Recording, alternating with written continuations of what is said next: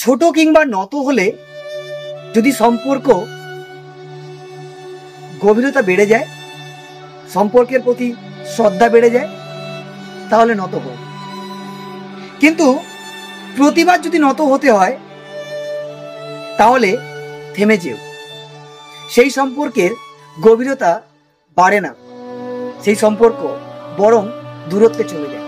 মনে রেখে দিও, ভালোবাসার স্থানটা কিন্তু আমাদের এখানে, অর্থাৎ আমাদের বুকে। ভালোবাসার স্থান পায় না। তাই সম্পর্কে হোক, ভালোবাসায় হোক, কিংবা যে কোনো রিলেশনে হোক, ছোট কিংবা নত হতে হলে হও, একবার দুবার। কিন্তু প্রতিবার নত হতে গেলে তোমাকে সত্যি পায়ের তলায় যেতে হবে। Option is your.